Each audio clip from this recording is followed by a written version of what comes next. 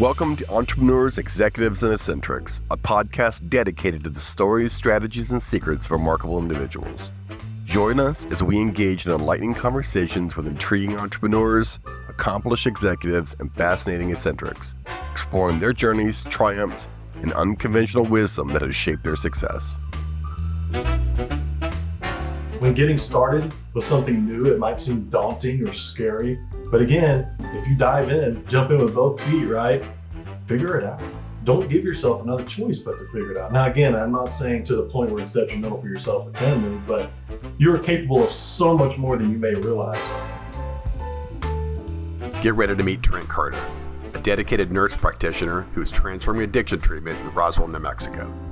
As the founder of a brick-and-mortar clinic, Renew Health, and his nationwide telehealth service, Cured Nation, Trent is on a mission to support individuals battling substance abuse. With a compassionate approach that combines medication-assisted treatment and holistic life healing, he treats addiction as a disease, not a moral failing. By reducing stigma and empowering his patients, Trent is paving the way for countless people to reclaim their lives and embrace a brighter future. Trent Carter, welcome, and let's get right into it. So what was the origins of Renewed Health and Cured Nation? Let's just kind of start about what do they do and exactly, what is the kind of the business model? Yeah, definitely. So Renew Health and Cured Nation, the focus there is going to be substance abuse. We're trying to treat those that are struggling with addiction. And along with that comes mental health as well. So we definitely attack that too. But the focus is those that are struggling with addiction. Renew Health is the brick and mortar that's located in New Mexico. And Cured Nation is online. It's 100% virtual. And currently we're in 14 states. And the goal there is to expand coast to coast. We're trying to go nationwide with it. So how did you get into this business? I mean, and I realized it was, you had some altruistic, kind of reasons you got in, but how did you get here? What led you to this path of this business? Yeah. So honestly, seeing a need. So for Renew Health, it was born first. And in New Mexico, I'm a nurse practitioner, family nurse practitioner, and I was doing house calls. So I was actually going, like, as I like to say, boots on the ground. I was going to these places, to these locations, and could see the need firsthand. And so it was kind of two-part. On the medical side, you see the need, right? You see, hey, man, these people are struggling. What kind of resources do they have? And so I started looking into it, started asking around, started Googling, started looking at the state websites that gives you overdose rates and things like that within the state and within the given county. Then on the other hand, the business side, right? Well, nobody's doing this. And so I see the need for these patients. And then I saw very little to zero competition when it comes to trying to start this new business. And so that's really how Renew Health was born. And as I was getting that up and going, it's not too long after COVID. And so COVID kind of changed the game. Prior to, you could not do this type of treatment via telehealth. It had to be done in office, face to face. And what happened during COVID? Well, there was this new scary thing that was coming along and everybody's closing their doors. So what happened to relapse rates? They started going up. Overdose rates started going up. And so the laws got a little more relaxed during the public health emergency, and it allowed for this type of treatment to be done via telehealth. Well, what happened? The relapse rates start to go down, right? We start seeing some really good numbers that are favoring, hey, this can be done virtually via telehealth. And very few companies were doing that because it was so fresh and so new. And so that's really the birth of Cured Nation, of how that got started. That's fascinating. So this would not exist if it wasn't for the health crisis of COVID. Yeah, exactly. Now, I wonder what the barriers to entry there. Why were they just making that into people with brick and mortars? They were just kind of setting up a wall. Like, what do you think that was about? Or they just hadn't advanced at that point? Man, there's so many barriers to this type of treatment, which is really unfortunate. A big part of what I do is education and try to destigmatize and try to bring awareness to this. And fortunately, in the last year to 18 months, we'll call it a year and a half, there have been some pretty significant barriers that have been taken down. And it is making treatment a little more accessible. And again, I think that this is the new landscape. Hopefully we can continue to rally behind that and see more changes happen, because it only makes sense. Why do we have barriers? Why do we have unnecessary barriers to make treatment difficult to obtain for folks that really need it? Because when you look at other types of illnesses and chronic diseases, we don't have those barriers. But we look at addiction and the barriers are everywhere. Okay. So let's start from how you got here, right? I kind of like that. there's the hero journey of how you left Texas to New Mexico, but let's talk about that very first dollar you made with New Health, right? So you left Texas for the reasons, right? Because you were kind of stuck under the thumb of having to work for somebody there. New Mexico's the laws are a little bit different. What is that term called again? Independent practice, or also Okay. known as full autonomy, autonomous practice for a nurse practitioner. And Texas doesn't let you do it. And now your mind, the back of your mind, you're thinking, I'm having to pay this guy 50 grand a year and he's not really doing anything. So you literally say, I'm going to uproot my family and move to New Mexico to open this business. Yeah, definitely. Extreme action, if you will, maybe drastic. I didn't see it that way, but I think from the outside looking in, it's easy to see it that way. But yeah, definitely. I uprooted my family. We had a home that we had just built 2 years prior. It's a beautiful home, and we sold it, and half of our stuff went to storage. And I moved my 2 young children here to New Mexico, not knowing exactly what I was going to do, but I knew that I didn't have the limits of having to have a supervising physician over me, and it was going to make life a little easier. And then I could do whatever the heck I wanted here as far as getting a medical practice started. So yeah, absolutely. There's gold and then there are hills, right? I'm just trying to imagine, doing that to my family. And that's lovely that your wife trusts you that much that your family is like, let's go do this.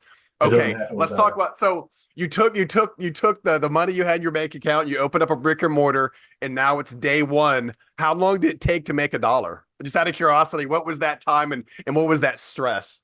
Yeah, so it took 6 weeks until I got my first patient through the doors. Now, we had people calling. I had people that had made appointments, but they no-showed or whatever the case may be.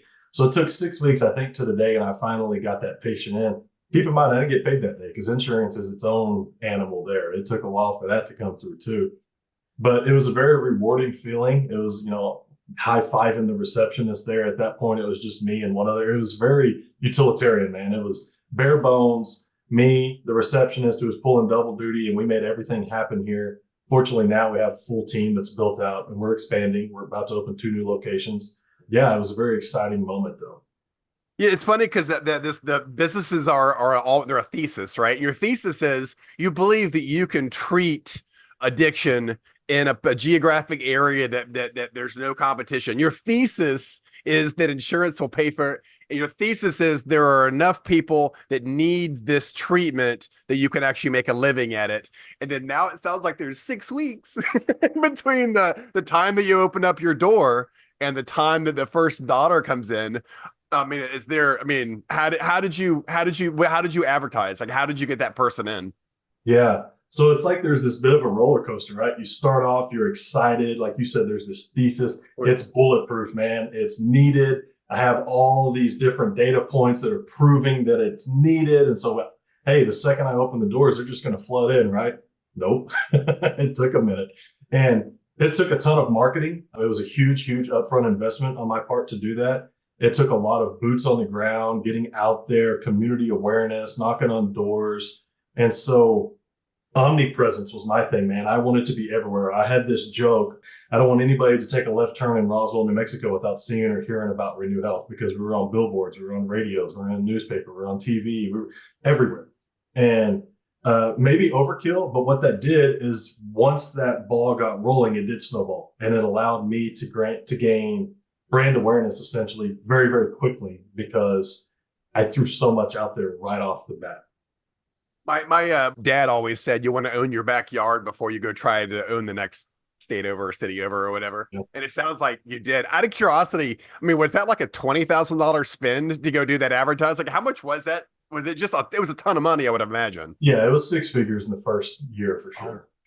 Oh my God, that is one heck of a gamble. Jump in with both feet, man. Got to jump in with both feet. I think that if you kind of half-ass something and you kind of commit yourself, right? Now, it's good to have a backup plan. I'm not saying overcommit yourself and spend all your savings and rack up all the credit cards and get loans and everything, because like I also had a wife and 2 young children to worry about as well. But, and maybe it's just the mentality that I've got, I fully commit. And that forced me to figure it out. There was no other option. Just do it. Just make it happen, right? There was constantly barriers. There was constantly kind of slaps in the face that look like it's something that is, I don't know, detrimental. No, just figure it out. Go over it, get around it, dig under it. I don't care what it is. There's options available. Sometimes you got to get creative, embrace the suck, right? Suffer a little bit. Look, it was very uncomfortable to uproot my family, throw everything we had in storage, sell the house. We loved our friends. My family's there. It's where I'm from. Now my wife's family is here. So we didn't just throw a dart at the map and see where it stuck. We did have family nearby when we moved. So there was that comfort for sure. But, again, the extreme action and take ownership of it and own it. Yeah, but it's all but you kind of burn your ships at the shore of the new world, right? A little bit, right? Because you literally, right? You get rid of the brand new house that you just built. You went to Roswell. You opened up a brick of it. That's awesome. Let's talk about drugs.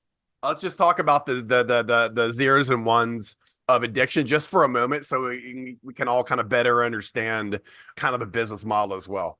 Sure. So there's all types of addiction, right? There's behavioral addictions, which are going to be like your gamblers and folks that have trouble with controlling their eating and things like that.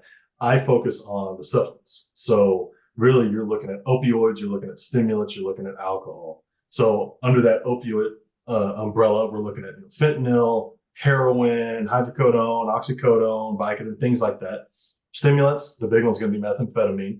But cocaine is also going to fall into that. Adderall is another one that people know about that falls under that. And then the alcohol kind of speaks for itself. So that's really the big three there are going to be like your meth, your fentanyl, your alcohol.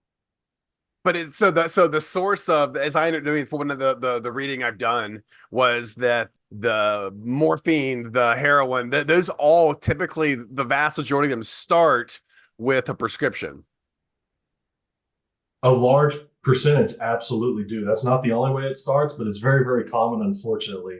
It's the nature of opioids, man. And so often it does start legitimate, right? It could be someone that's a little later in life. Maybe they're in their 40s or 50s and have never struggled with it.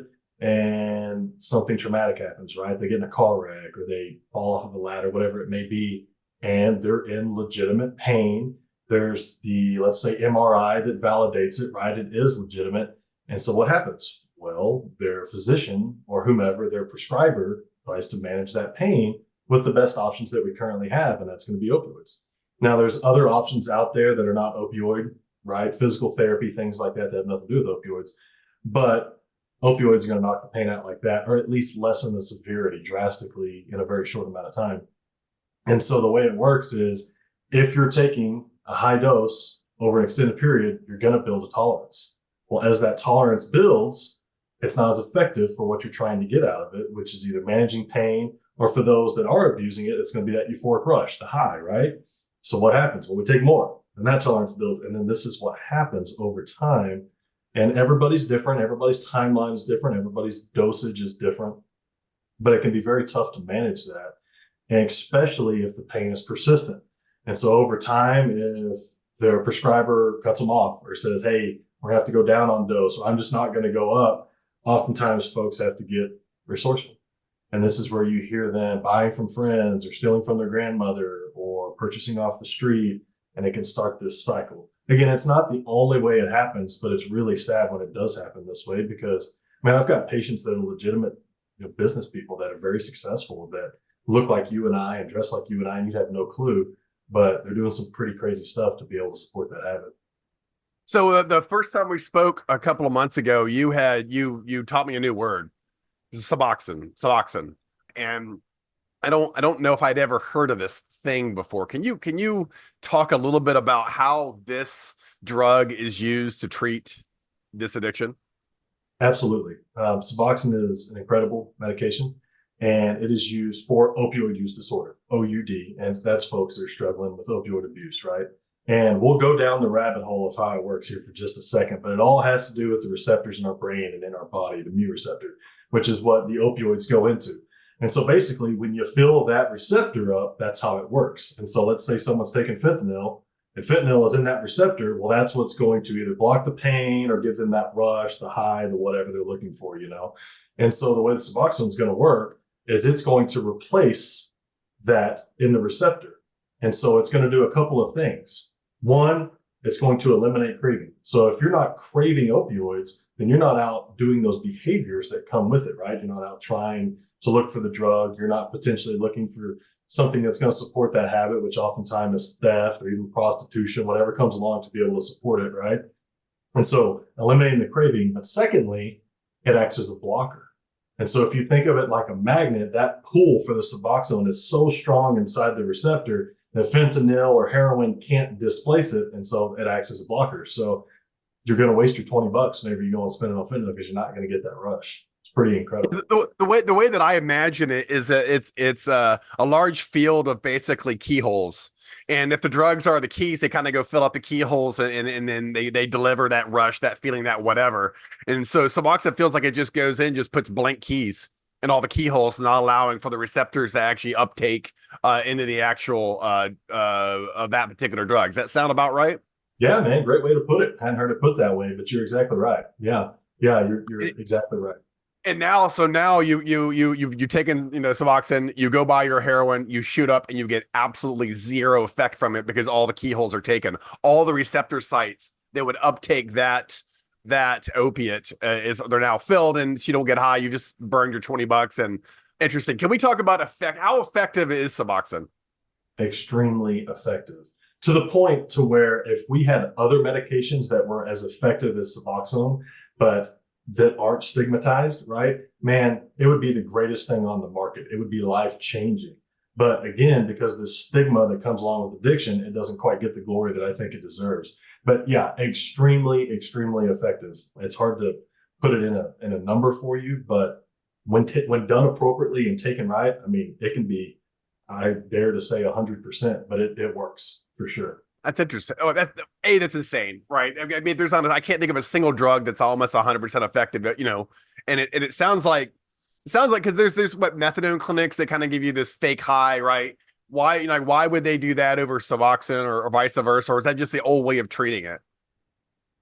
Yes, I do think that it's likely outdated. For a very specific person and very few circumstances, I do think methadone is the appropriate answer. There's some downsides to methadone. There's quite a few downsides to methadone that Suboxone doesn't have. So Suboxone literally has built-in safety mechanisms where it makes it dang near impossible to overdose on. It's got built-in deterrence to where if you try to abuse it, meaning if you were trying to like melt it down and shoot it up, it's going to actually make you really, really sick. It's called precipitated withdrawal. So again, deterring you from abusing, whereas methadone doesn't have this. And so again, methadone has its place in medicine. I do think it's outdated. And I think, in my opinion, in my practice, Suboxone is superior for the majority of people. But what I see all the time is I've got folks that are abusing methadone. And what we're doing is giving them a legal prescription to keep them out of withdrawal, to maintain their high. And then they're going and abusing on top of it, right? So they've kind of got this steady dose of opioid throughout the day that's keeping them out of withdrawal. And then on top of it, they're going and doing whatever, let's say fentanyl or heroin or morphine or whatever, where they're getting their high throughout the day as well. Aside from that, man, I think that it would be a problem if we didn't touch on quality of life, because most of these folks are going to the methadone clinics 6 days a week. That's every day, pretty much. You just traded out one drug for another is what it feels like. But now you're paying pharma and not your straight dealer is what it sounds like. Well, yeah. And how are you supposed to maintain a job if you have to go do that every single day? And let's say you don't live right down the street. What if you live 60 miles away, but you can't afford a ride, right? So Medicaid's covering your ride. You're lining up transportation. And it's just like the school bus. They don't just come pick you up and take you. They might have to pick a few people up to go do it. And so now you're spending your day, booking transportation, getting to, waiting in line, go in front of the nurse or whatever and take your shot of methadone and then go home to do it again. How are you supposed to hold a job? You're chasing a high in a different way, though. You're just chasing a different high. You're chasing in a different way. One is through a bus and one is through your dealer or whatever it is you did to get there. That's what it sounds like to me. Oftentimes. Now, I can't say everyone because there are folks that do methadone appropriately and they're not abusing it. And it does cover what you're looking for, which is eliminating the cravings, which is also getting rid of those behaviors that are often associated, right? And so it does work. But again, in my opinion, I prefer Suboxone because it's a lot less likely to get abused and you're not having to go every single day, right? You can hold that steady job. You can even take a family vacation. You can go do things that methadone doesn't typically allow you to. So for that reason, I prefer it. Yeah. That's Yeah, and it's the thing. It's not something that I think the common human would just understand, right? Until that, you've got kind of a front row seat, as it were, to this both horror and also to this kind of solution of addiction. Let's talk about Cured Nation just for a moment. So you started that during COVID, and then you kind of grew it. I mean, how many people does that support? How many employees does that support? Out of curiosity. Yeah. So right now we're probably at mid 20s. So we have providers in every state that we're currently practicing. Let me backtrack that. We have providers for every state that we're currently practicing in, obviously, and they're contractors, and which is great because they can make their own schedule. They can be busy enough to make it a full-time job, or they can work enough to make it a very groovy side hustle, right? Where it's enough to supplement, but it's not too taxing or too demanding on them. The goal here, I mean, if we truly do meet all 50 states and the teams that have to be built out to support that, we would be looking at employing hundreds of people at that point, which would be absolutely fantastic. Okay, that's interesting. Okay, so what happens is if you do advertising in the states that you're in, and you have basically a hotline, probably a Zoom, I'm assuming, and then now they can actually talk to a practitioner and actually get access to Suboxone. Is that kind of the 10,000 foot view? Yeah, it is. Yeah. As far as advertising goes, man, we live and die online. SEO, the big G, Google. That's really where we are trying to be dominant. If someone does a Google search, right? And again, for Bing, Yahoo, all the stuff, but those keywords that we're trying to hit, we want to show up at the top of the page to show that, hey, we can help you out. And it's great because it doesn't matter where you are. Rural community, you live 30 minutes, 90 minutes, however far away from a provider that's willing to even do this type of treatment, which is important to touch on because most providers don't do this type of treatment. So you want help and you go to your primary care provider, your family, general practitioner, or whatever, they might not know anything about it or want to even touch it. And so if you do reach out to Cured Nation, you don't even have to leave home. You can do it from the comfort of your couch. You don't even have to put your pants on. You can stay in your sweatpants or whatever. And then you're going to be with a licensed provider that is very knowledgeable and expertise in addiction medicine. Yeah, it's pretty incredible. That is that's it's just interesting because you scaled it, right? You scaled something that really is a brick and mortar, one in, one out, serialized kind of treatment, and you scaled it. And now you actually kind of grow the practitioners or shrink them based as the need arises. That's okay. Okay, out of curiosity, so I'm assuming scheduling software, like what did you have to kind of like go learn how to go do to make that happen? Yeah, the biggest thing was probably the SEO, which I'm not an SEO expert. One of my partners is. And so that is absolutely his realm there. But with that, I've learned quite a bit. Another huge thing, man, is going to be individual discrepancies and differences within the states. And so different laws, state to state, different boundaries, like we were talking about, state to state, hiring and firing and credentialing and all the things that comes along with these individual providers that are 2,000 miles away who I've never shook their hand in person before. And so that was definitely something that was much different than I was used to and to learn, which has been great. And it's made me more well-rounded, right? And so I think that that's a great aspect of starting a business is, especially a small business starting off, and I'll come back to Renew Health here, with same thing with Cured Nation though, is having your fingers in all these different aspects. It makes you so involved. It makes you knowledgeable about every aspect of your company. And so then as you do scale and grow and expand, I know what I'm looking for. I know what to expect. I've learned things on the billing side that I never had any intentions of ever wanting to learn. And now I know quite a bit about it. And so as we put those teams in place, I know what to look for when hiring. I know what to look for when something's not going right. And if I question someone and they kind of give me a workaround answer, well, ideally, I should be educated enough to have that conversation and see through that, right? And I think that's so important whenever you're starting a company, is to truly be involved in all of those things.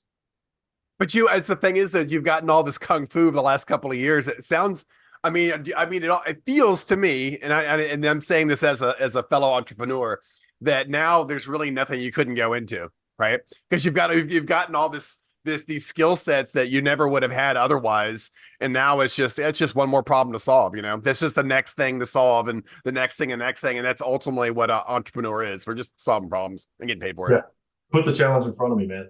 At the end of the day, it's just business, right? And so my business right here happens to be aligned in medical, and then we go down the rabbit hole of a further niche, which is substance abuse and mental health. but that applies to so much more. So outside of this and totally unrelated, but I've got a safety and compliance company in the oil field, and it's just business, right? I am not an expert there, and I'm able to put the right people. I think that is so important, having your team, putting the right people in place, right? And you want to get somebody there that's going to be passionate and take ownership, but it's just business. So we can replicate that again into real estate or whatever it is that you may be interested in. And so again, I think that building that foundation, gaining your knowledge, acquiring the skills and the confidence in yourself, and then putting the right people in place, and then good luck, right? Good luck trying to stop you, because you're going to be a force to be reckoned with.